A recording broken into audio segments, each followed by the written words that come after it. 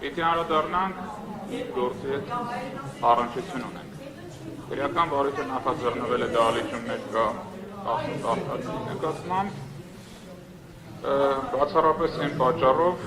որ վերջիններս ունեցել են քաղաքական հայացքներ եւ դրանք փորձել են արտահայտել խաղաղ անհնազանդության ակցիաների եւ ոչ բռնի պայքարի կանոններով։ Քրեական վարույթը նախաձեռնվել է, որպեսզի ապօրինի գործիքակազմով խոչընդոտ հանդիսանա Հայաստանի Հանրապետության լիիրավ քաղաքացիների համար իրենց սահմանադրությամբ երաշխավորված իրավունքների իրացման ճանապարհը։ Քրեական վարույթը նախաձեռնվել է ի թիվս ուսների, նաև առաքելական Սուրբ Եկեղեցու arczepiskopos Երաշնորհ Տեր Բագրատ arczepiskopos Գալստանյանի նկատմամբ։ Այս դահլիճում, այս դահլիճից դուրս, մեր հասարակության շրջանակներում կասկած չի մնացել, որ այս քրեական հետապնդումը ապօրինի է, հիմնված է կեղծ ապացույցների վրա, չի հետապնդում քրեադատավարական նպատակ։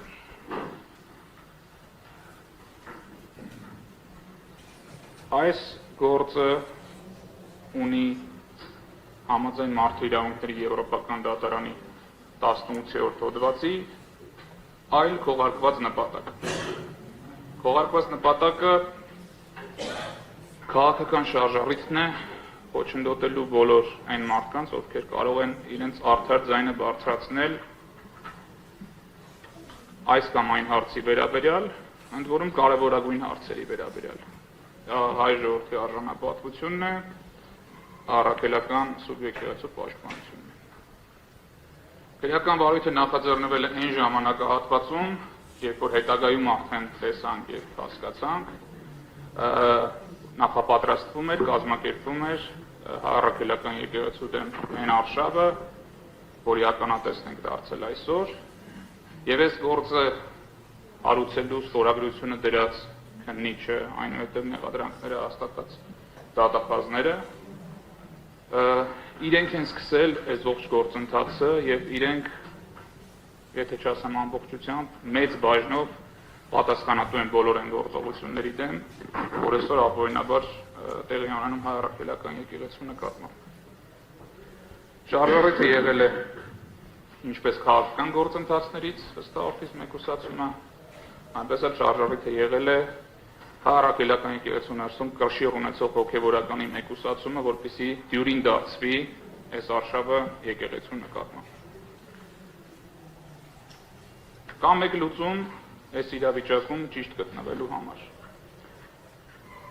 Ըստ որդիս նկատմամբ խափանման միջոց չպետք է ընտրված լինի։ Քանի որ ի սկզբանե հետապնդումը եղել է ապօրինի, նշված է շարժառիթներով, խափանման միջոցը չունի որևէ իրավական հիմք, այն պետք է գոյություն չունենա։ Դուք ունեք հնարավորություն դատավարության այս փուլում որոշակի սահմանափակ հնարավորություն, չէ՞, կատարել գործողություններ ձեր լիազորություններից ելնող, որով մասնակի որոշ չափով կարող եք մեղմել բոլոր ապօրինությունները, որոնք սկիզբ են առել նախ 2025 թվականի մարտի 18-ին քրեական վարույթի նախաձեռնումով, ապա եւ հունիսի 25-ին անձանց ձերբակալություններով, այնուհետև մեղադրանքների առաջադրումով։ Դա բավականին դժվար որոշում է հաշվի առնելով մեր իրողությունները այսօրվա, բայց դա միակ ճիշտ որոշումն է։ Ցանկացած այլ տեսակի որոշում շարունակում է եւ ապօրինաբար խախտել ինվեստորի իրավունքները եւ շարունակում է բաց թողնել այն դաշտը, որի պայմաններում իրավապահ եւ դատական համակարգը պատրաստ է իրավաբանության ցանկացած աղճատման ոտնահարման, եթե դա պահանջում է քաղաքական շահը։ Ուստի դուք կարող եք դերակատարություն ունենալ ինչպես վստահորդիս իրավունքների պաշտպանության հարցում, այնպես էլ առհասարակ այդ արգելակը սխմեք դատական համակարգի այս աստիճանի գահավիժումը կանգնեցնելու ուղղությամբ։ Դրա համար դուք ունեք բավարար իրավական հիմքեր։ Հիմա արդեն անդրադառնանք այն հարցերին, ինչը ենթադրվում է խափանման միջոցի հարցի քննարկման բուն ընթացքին։ Հանրային մեղադրողները ինչպես առաջին դատական նիստին, այնպես էլ հաջորդի հայտարարություններ կատարեցին, ընդհանրական արտահայտություններ առանց գործի որևէ տվյալի վրա հղում կատարելու, առանց պատշաճ մեղադրանքի, առանց խափանման միջոցի հիմքերի որևէ ռեալ պարզաբանման։ Նշվեց, որ վերաքննիչ դատարանը էականորեն նվազ է համարել եւ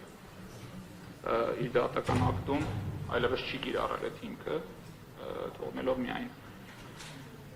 գործի միջամտելու հարցը, բայց իրականում այդ խնդրին ես շատ չեմ ուզում անդրադառնալ, որովհետև բազմիցս անդրադարձել ենք, ես ընդհանրապես առանձին պնդումներ եմ անելու, որի վերաբերյալ պատասխան եւ պատճառաբանությունները ակնկալելու եմ տեսնել ձեր դատական ակտում։ Նախ պետք է անդրադառնանք կալանքի պայմաններին։ Ինչպես այս գործով առաջին օրը մեղադրանք առաջադրելու պահից եւ այդ փաստաթուղթը ձեր ձեռքի տակ կա, մենք բարձրաձայնել ենք հարցեր քննիչին, որ այս մեղադրանքը բարձ չի եւ բարձրաբանման կարիք ունի, այնպես էլ գործի քննության 6 ամիսների ընթացքում այդ բարձրաբանումները չենք ստացել, ինչպես մեղադրանքի կողմից, այնպես էլ հրապարակային հայտարարություններ կատարող նախաքննական մարմնի կողմից եւ համոզմունք ունեմ, որ մենք այդ բարձրաբանումները չենք էլ կարող ստանալ, ոչ թե նրա համար, որ մենք այդ ունակությունը չունենք, այլ որ բարձրաբանում տվողները այդ ունակությունը չունեն, ակնհայտ ապօրինի լղոզված մեղադրանքում որևէ իրավական տարր մատնանշելու։ Անդրադառնալով խափանման միջոցի պայմաններից, մեղադրանքի առկայությունը։ Վճռաբեկ դատարանը, Մարդու իրավունքների եվրոպական դատարանը, բազմաթիվ նախադեպերով չթվարկեմ ձեր ձեռքի տակ եղած վարույթների նյութերում, մեր բողոքներում բազմաթիվ նշումներ կան այդ դատական ակտերի, ներկայացրել է, որ անձին ներկայացված մեղադրանքը պետք է լինի հստակ, պարզաբանված։ Սա կարևոր է նաև հետագայում, որ անդրադառնանք հիմքերին, նաև այդ տեսանկյունից, ինչի որովհետև 18 անձի վերաբերյալ մեղադրանքը ունի բացարձակապես նույն տեքստը։ Ընդամենը յուրաքանչյուրին հանձնված փաստաթղթում մկեցված է իր անունը։ Այդպիսի պայմաններում պնդում հնչեց, որ օրինակ մեղադրանքի կողմը գտնում է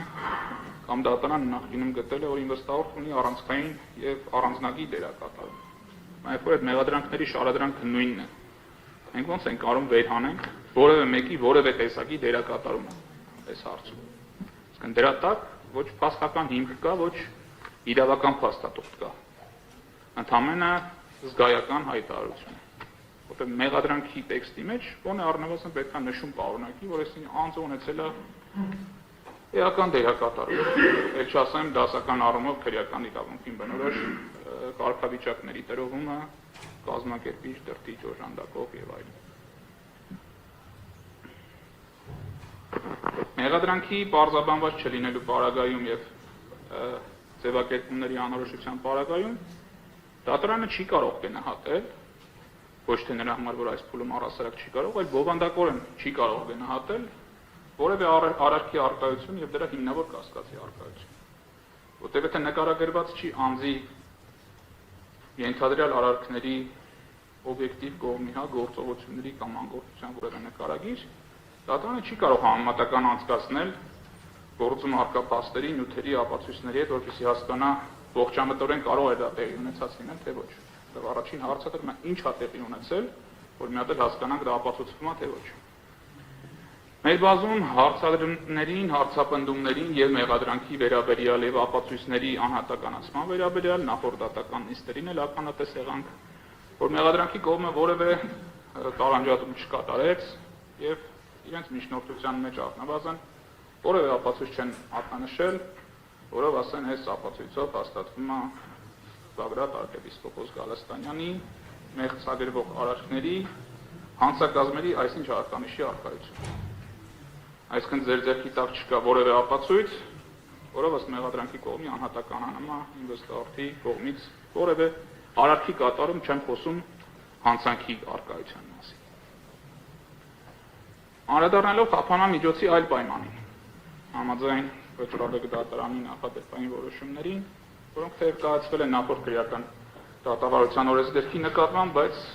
ամբողջությամբ կիրառել են նաև գործող օրենսդրական կարգավորումներին։ Ճիշտ քրեաիրավական որակում։ Երբ որ մենք ընթերցում ենք այն գործողությունները, որոնք վերագրված են անորոշ անձանց խմբի եւ անորոշ գործողություններ,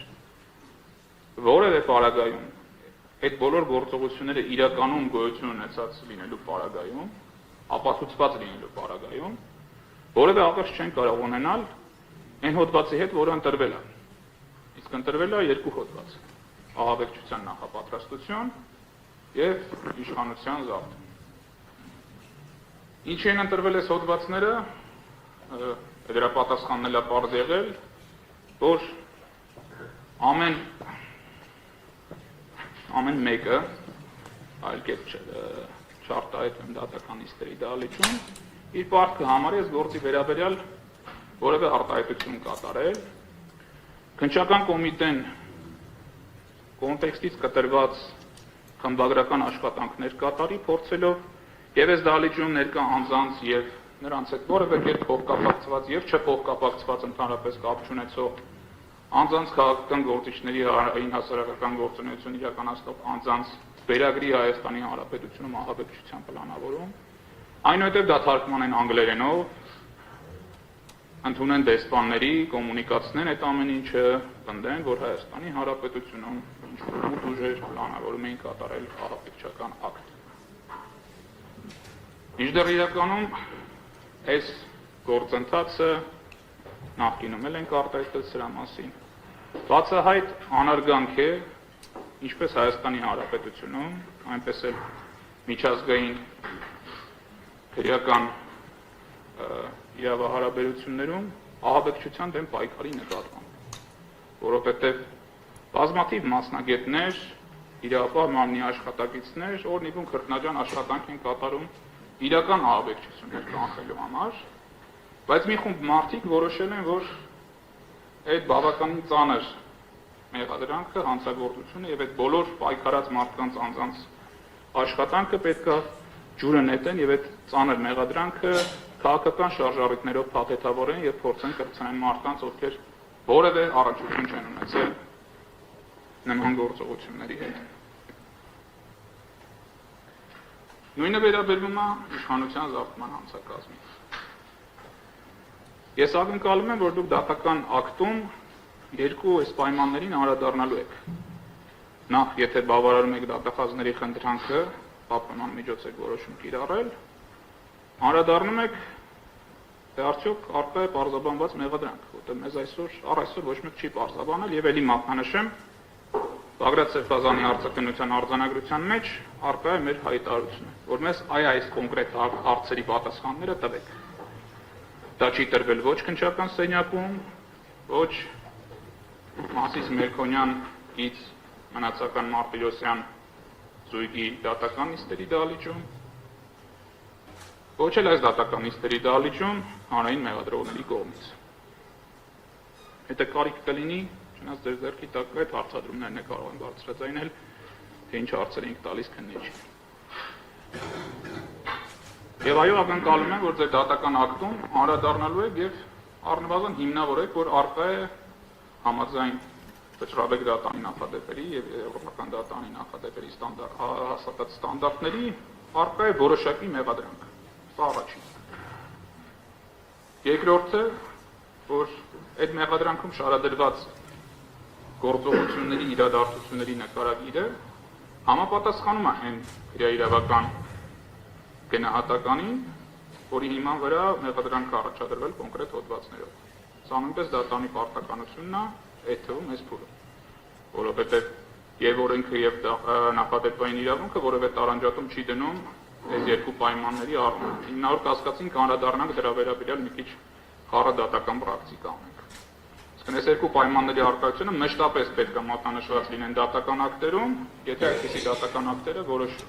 դատական ակտերով որոշվում է որևէ անձի ազատություն սահմանափակել։ Անդրադառնալով հիմնավոր կասկածին,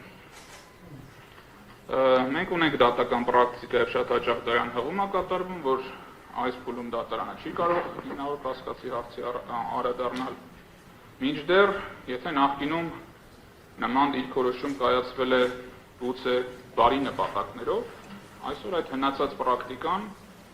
ծառայեցվում է իչարս, փորձելով բոլոր ապօրինի քրեական վարույթներում պաշտպանության կողմին զրկեն բովանդակային հարցի քննարկման հնարավորությունից։ Այսինքն ինչ է ստացվում։ Մենք առաջադրել ենք մեղադրանք, որը կարող է լինել բացահայտ ապօրինի։ Այդ մեղադրանքի հիմքում վկայակոչել ենք փաստեր, առաջադրել ենք ծանր հոդվածով մեղադրանք, ինքնին սա բավարար է, որպեսզի անձը մտահոգություններ ունենա, որ կարող է ծանր հոդվածով դատվի, հետևաբար որևէ բովանդակային քննարկում չի կարող լինել եւ պետք է պաշտպանության կողմը լռի, որևէ առարկություն չներկայացնի, մինչեւ այդ գործի ամբողջական քննությունը կավարտվի։ Հարգելի դատարան, տենց չի կարող լինել։ Առնվազն որոշակի ողջամիտ շեմով դատարանը այս հարցի քննարկումը իրականացնելիս պարտավոր է անդրադառնալ հիմնավոր կասկածի առկայությանը։ Եվ եթե որոշակի տրամաբանական շեմ դրա համար սահմանելու լինենք,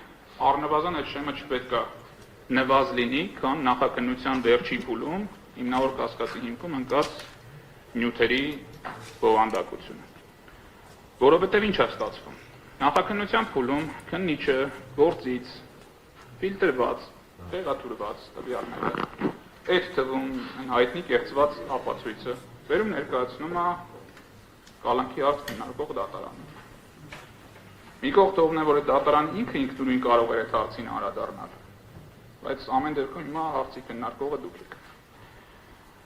Եվ ստացվում է, որ ապօրինի ապացույցով անձին նախաքննության փուլում կալանավորեցին, իսկ դատարանը գործի իշխեցության քննարկման ընթացքում ասում է, չեմ կարող անդրադառնալ հիմնավոր կասկածին։ Նույնիսկ այն պարագայում, երբ որ առերևույթ ակնհայտ է այն խնդրումը, որը դրված է այս գործի հիմքում։ Հետևաբար մենք պետք է ներկայացնենք այդ հանգամանքները եւ դատարանը նույնիսկ արկա պրակտիկայի պայմաններում ծանրակշիռ փաստարկներով հիմնավորի, թե ինչի է անհրաժեշտություն առաջացել այս փուլում լսելու քննարկելու հիմնավոր կասկածի հարցը։ Ընդ որում առաջարկը սա ոչ թե ամբողջ ծավալով մենք անդրադառնանք եւ անհարկից անդրադառնանք process-ը, այլ հիմք վերցնենք այն բոլոր տվյալները, որոնք եղել են նախաքննական վերջին կալանքի հիմքում եւ հասկանանք արդյոք դրանից հետո երբ որ գործի նյութերը տրամադրվել են պաշտպանության կողմին, պաշտպանության կողմը ձեռք է բերել եւ գործի նյութերում կարող են մատնացույց անել տվյալներ, որոնցով հերքվում է նախնական քննության ընթացքում կալանք տվող դատանին ներկայացված տեղեկատվության իսկությունը։ Օրինակ բերեմ, հա, եւ քննչական կոմիտեն էր դրա վրա հղում կատարում եւ նույնիսկ Արժանամբյանից էր դրա մասին հնչում։ Ըստ քննչական կոմիտեի հրապարակային հայտարարությունների ներկա անձին կամ նրանց մի մասը, ինչ եմ ասում, ինչ չեմ կոնկրետացնում, որովհետեւ ելի անդրադառնանք, որ մեղադրանքները բացարձակ անհատականացված չեն եւ լողոզված տեքստով են շարադրված։ Կատարվել է պնդում, որ պլանավորում են վառել խոտի տուկեր։ Սա առանցին վերցրած կարող է քննարկման առարկա դառնալ, հաշվի առնելով, որ դա ինքնին հանցագործություն չի, կարող է ինչ-որ առումով դիտվել վարչական իրավախախտում, բայց եթե նայենք միջազգային պրակտիկան, հավաքների իրացման հաճախակի օգտագործվող ատրիբուտներից է։ Խոտի տուկեր վառվել են Ֆրանսիայի մայրաքաղաքի սրտում, տարբեր պիրոտեխնիկա օգտագործվել է Հարևան Վրաստանում ցույցերի ընթացքում եւ քանի դեռ պիրոտեխնիկան նաեւ եթե անդրադառնանք ծխերին նաեւ օգտագործվել է ազգային ժողովի ներսում որպես բողոքի ակցիա 2018 թվականին։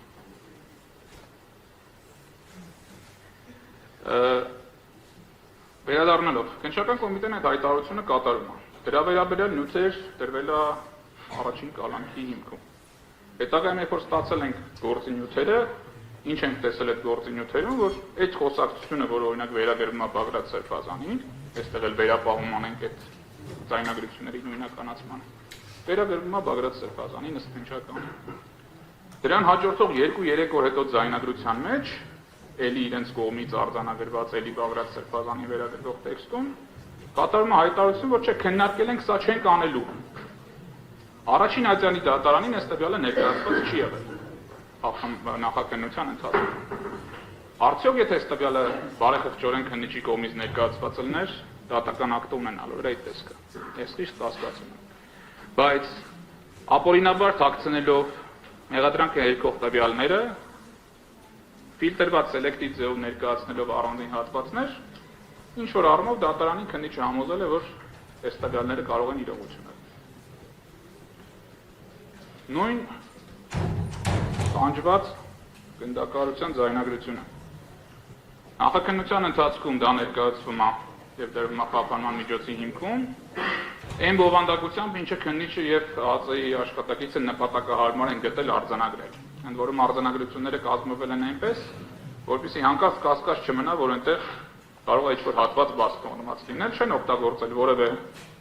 լեզվաբանական կամ իրավական տեխնիկայի կանոններ, որպեսզի ցույց տան, որ այս հատվածը առանձնացված է եւ ամբողջական բովանդակություն չի պարունակում։ Այդ եղանակով մոլորեցնելով դատարան։ Իմիջայլոց ասեմ, որ դրա վերաբերյալ ապացույց կեղծելու եւ կեղծ ապացույց օգտագործելու վերաբերյալ արդեն եւ 1 ամիս կլինի հաղորդում ենք ներկայացրել գլխավոր դատախազությունը, որևէ պատասխան դեռ չենք ստացել։ Չսպասելով այդ պատասխանին, նաեւ 1 շաբաթ առաջ հակակոռուպցիոն կոմիտեն հաղորդում ներկայացրել հանցագործության մասին, թեև պատասխանը պետք է ստանայի 24 ժամ անց, բայց ելի որևէ պատասխան չեմ ստացել։ Առաջին ատյանի նախաքննական փուլում առաջի ատյանի խափանման միջոցի որոշումից հետո մեր ստացված նյութերով մենք պարզեցինք, որ այդ տվյալները կեղծված են։ Հիմա ինչ է ստացվում։ Դատարանը սկզբից որոշել է անձին կալանավորել կեղծ տեղեկատվության հիման վրա, բայց մենք հիմա չկարողանանք այդ հարցը բարձրացնել դատարանի առաջ եւ ասել, որ կոնկրետ այս ապացույցին պետք է ուշադրություն դարձնել հիմնավոր կասկածի հարցը գնահատելիս։ Շատ են քննարկվում եւ այս մասին մենք նախկինում շատ առարկություններ չենք ներկայացրել սպասելով համապատասխան դատավարական փուլին, քննարկվում են աստիճներով մեքենայի անիվներ ծակելու այդ կերպ ինչ-որ երթևեկություն խոչընդոտելու հնարավորությունը։ Էլի վարույթ իրականացնող մարմնի կողմից դատանից թաքցվել է դրան հաջորդող օրերի խոսակցություն, որտեղ մարդիկ քննարկում են, որ նույնիսկ մեքենայի ակ առանց ծակելու չեն իջեցնելու, չեն օդը հանելու, որպեսզի խցանում առաջանա։ Այս տվյալը ինքը հուշում է, որ մարդիկ պատրաստ չեն նույնիսկ այդպիսի sense ձևակերպել, փոքր չարաճճիություն անել, բայց այն նախորդ տվյալը, որ պատրաստվում են ինչ-որ բան անել, ընդ որում ոչ մի բան էլ չի հայտնաբերվել, դրված է եղել նախաքննական փուլում կալանքի հիմքում։ Հիմա այս տվյալները արդյոք պետք է գնահատման արժանանան, որպես հիմնավոր կասկածի հաստատում, թե ոչ։ Ձեր նախորդ դատական ակտերում արձանագրել եք, որ դատարանը չի անդրադառնում այս փուլում հիմնավոր կասկածին, միևնույն ժամանակ համարելով հիմնավոր կասկածը առկա։ Հիմա կամ դատարանը ընդհանրապես չի հաստատել հիմնավոր կասկածը, կամ տրամաբանությունը հանգում է նրան, որ դատարանը իգիտություն է ընդունել վերջին անգամ մինչև դատարան ուղարկվելը դատարանի կողմից հաստատված հիմնավոր կասկածի առկայությունը։ Հիմա մենք ասում ենք, որ այդ փաթեթը, որ եղել է այն ժամանակ, ունի թերություններ։ Ընդ որում այդ թերությունները ոչ թե ապացույցների տարբեր մեկնաբանությունների տիրույթում են, այլ մի դեպքում ապացույցի կեղծիքի վերաբերյալ է, մյուս դեպքում դատարանին ապատեղեկատվություն ներկայացնելու վերաբերյալ է, երրորդ դեպքում հաջորդ օրերին հերքվող տեղեկատվության վերաբերյալ է։ Հիմա մենք այդ տվյալները պետք է քննարկենք պատվարժան դատարան, թե ոչ։ Եթե դուք չեք քննարկում, ստացվում է, որ իմանալով, որ այդպիսի տվյալներ առկա են, դուք թողում եք, որպեսզի ապօրինի ազատազրկումը անձի շարունակական լինի։ Եվ բնականաբար ձեր կողմից այդ հարցները չքննարկվելու պարագայում վերադասացիաները նույնպես այդ հարցին առանձնապես չեն անդրադառնում։ Այս պարագայում պատվարժան դատարան առաջնահերթ է մարդու իրավունքների եվրոպական կոնվենցիայով եւ Հայաստանի Հանրապետության սահմանադրությամբ երաշխավորված ազատության իրավունքի համար տրված դատական բոլոր երաշխիքների կիրառումը։ Վերօրենքը հստակ նախատեսում է խափանման միջոց կիրառելիս պետք է քննարկվեն բոլոր պարտադիր պայմանները, պետք է քննարկվեն հիմքերը։ Երկու պայման արդեն ասեցի ես, ակնկալում եմ, որ դատարանը այդ ակտով պատճառաբանի։ Երրորդ պայմանը հիմնավոր կասկած է։ Ես ակնկալում եմ, որ դատարանը անդրադառնա, եթե անհրաժեշտություն կա, մենք կարող ենք զննել թվարկածս 3 ապացույցները, որոնք հետքում են նախնական քննության փուլում դատարան ներկայացված տվյալները, եւ գնահատման առարկա դարձնենք դա։ Դատարանի ձեռքի տակ կա մեղադրողները ունը, ես բովանդակությունը հրապարակեցի։ Դրա հետազոտման լրացուցիչ անհրաժեշտություն չեմ տեսնում։ Եթե բովանդակության վերաբերյալ առարկություններ կան, կլսեմ կարծականքին։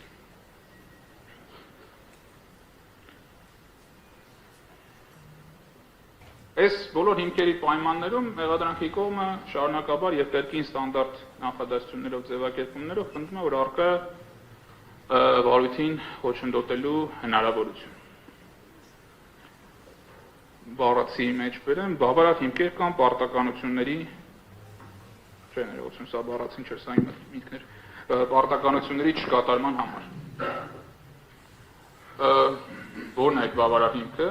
բացի ենթադրական տեսական դատողությունը։ Ինչ է տեղի ունեցել մինչև այսօր, որ հանրային մեղադրողներին կամ դատարանին կարող է հիմք տապանդելու, որ որևէ չասեմ նույնիսկ ոչ իրավաչափ, ոչ արդար միջամտություն կարող է լինի, որտեղ մենք խոսում ենք Բագրատ Սրբազանի մասին։ Մենք չենք խոսում իրավունք օրենք խախտելու, չխախտելու մասին։ Մենք խոսում ենք բարոյականության բարձր ստանդարտ ունեցող մարդու մասին։ Եվ բնականաբար պետք է հիմքերը նույնպես անդրադարձ կատարվի ըստ բովանդակության։ Որևէ պատճառաբանություն մեղադրանքի կողմից չի ներկայացվել, թե ինչու է այս կամ այն հիմքը առկա, գործի որևէ փաստական տվյալի հղում չի կատարվել, գործը դատարան մտնելու պահից մինչև այսօր վարքագծի որևէ թերացման հղում չի կատարվել։ Եվ տևական ժամանակահատվածում գործի քննության պարագայում, երբ որ նաև ժամանակին էլ որոշակիորեն մեղվել է խափանման միջոցի սահմանափակումը, նաև ավելացել է շփումը, անսահմանափակ շփումը բոլոր հնարավոր անձանց հետ, կրկին այս հիմքերը նույնպես նվազել են։ Իմ վստահորդը հստակ դիրքորոշում ունի, որ